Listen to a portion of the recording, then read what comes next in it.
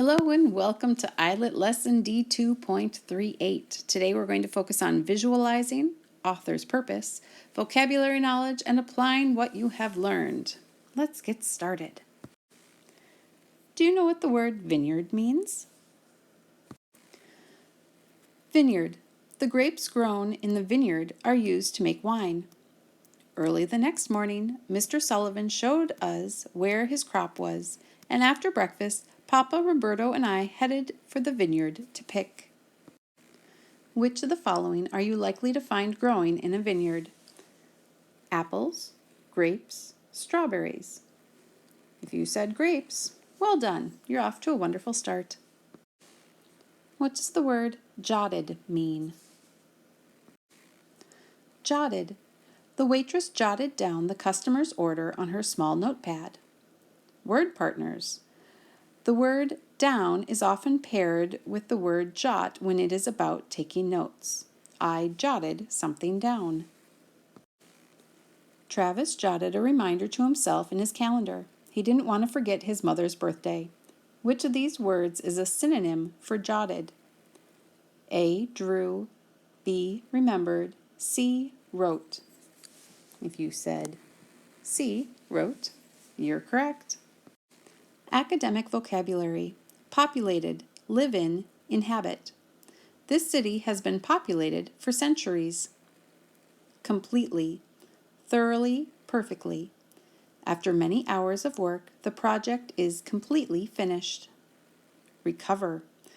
Get back something lost, taken away, or stolen. The police helped the woman recover her stolen purse. Signaling. Make a signal or signals to. The red flag is signaling us to stop. Remember, you can go into Quizlet to practice these vocab words. Pause here to read through the questions we'll talk about during our classroom discussion. Today we are going to continue reading The Circuit. Let's think back on what belongings the narrator's parents were most proud of. Well, the papa is most proud of his car. He spent a long time trying to figure out which one to pick out and purchase. And his mama is most proud of her cooking pot.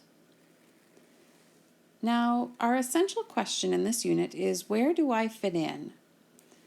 Something new is going to be happening in this part of the story.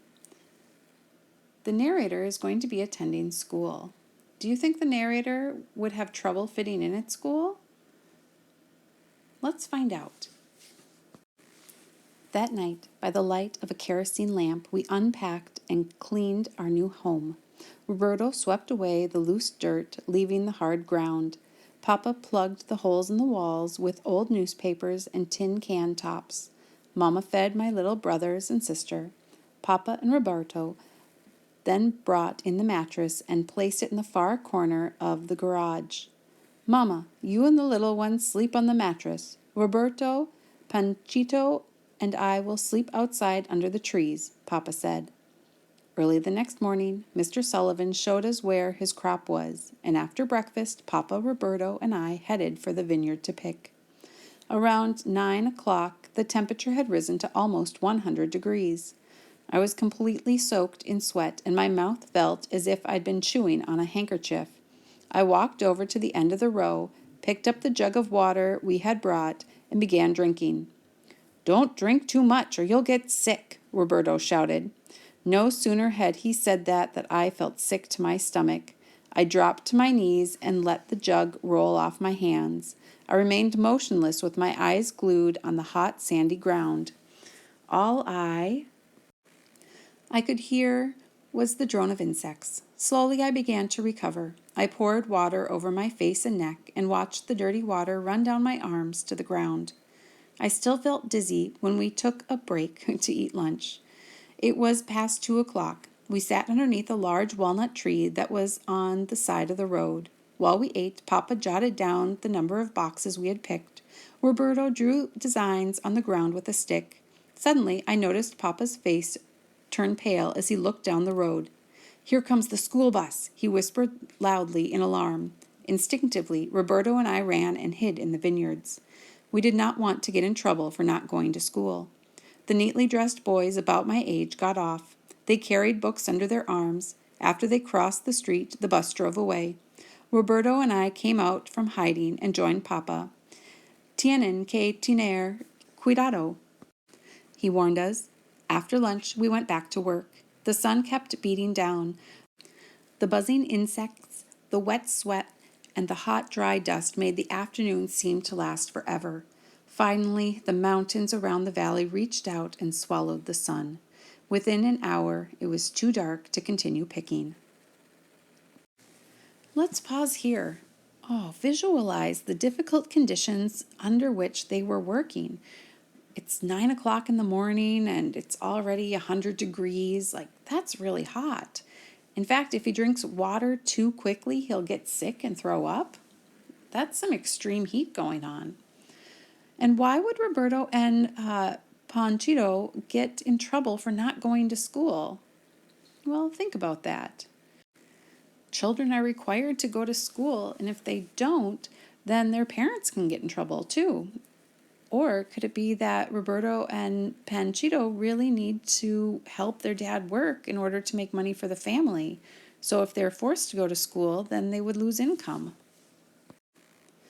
The vines blanketed the grapes, making it difficult to see the bunches. Vámonos, said Papa, signaling to us that it was time to quit work. Papa then took out a pencil and began to figure out how much we had earned our first day. He wrote down numbers, crossed some out, wrote down some more. 15, he murmured. When we arrived home, he took a cold shower underneath a water hose. Then we sat down to eat dinner around some wooden crates that served as a table. Mama had cooked a special menu for us. We had rice and tortillas with carne con chile, my favorite dish. The next morning I could hardly move. My body ached all over. I felt little control over my arms and legs. This feeling went on every morning for days until my muscles finally got used to the work. We're going to pause the reading here today. I would really like you to think about what does this excerpt from the novel reveal about Panchito's life? And why do you think the author calls this novel The Circuit? Recognize author's purpose. If the author wants to inform or explain, they offer facts or causes. Persuade or argue, they give reasons why something should or should not happen. Entertain, they tell a story that is funny, exciting, or moving. Express, they use words that capture personal thoughts or feelings. Could you slow down a little bit? Brigg asked hoarsely. Brigg's skin had a gray pallor. His eyelids were swollen, and his big head shook with a slight tremor. Right after he said that, he stumbled and would have fallen if Corgan hadn't caught him. Look, I'm going to carry you till we get to the door, and then you can walk through it when we make our so-called triumphant entrance, Corgan told him. Hail, the conquering hero staggereth in, Briggs says. I just hope it doesn't last too long. I'd like to sleep for about a month. Let's think about what the author's purpose is here. Well, we have some phrases that kind of clue us in. The so-called triumphant entrance and the conquering hero staggereth in indicate that the purpose may be to entertain and maybe provide a bit of irony, such as to depict a battle-worn, weary hero who are trying to look triumphant, but maybe they really don't feel that way. And also, we see the word staggereth. Well, that means stagger, but they've added on the "ith" at the end to make it sound old and literary, more Shakespearean.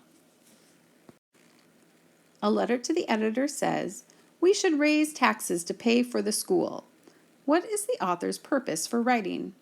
Is it to inform or explain, to persuade or argue, to entertain, to express? If you said persuade or argue, you would be correct. Let's examine the virtual war a little more closely for the author's purpose. Now, I'll clue you in that this whole book was written to entertain. However, an author can have more than one purpose for writing a text. Let's read this passage and see if there's another one that's in here. The three of you were unaware of it, but every human being in the entire world watched the war being enacted. In all three confederations, every citizen was allowed a work-free day to follow visually the progress of the war. That was a surprise to Corgan. It was a reminder, the council member said, of what happened when the wars used to be fought the old way. It was meant to show why humans can no longer solve disputes by killing one another.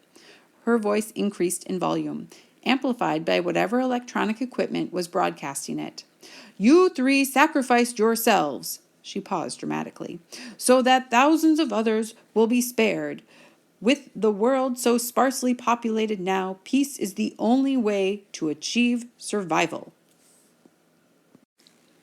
Based on some of the phrasing, such as it was a reminder, what happened when wars used to be fought, meant to show why humans can no longer solve disputes by killing one another, so that thousands of others would be spared. Peace is the only way to achieve survival. All those things are there to convince us. Thank you so much for joining me today on our iLit lesson.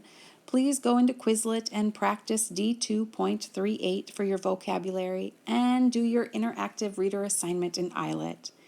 Thanks much. Have a great day.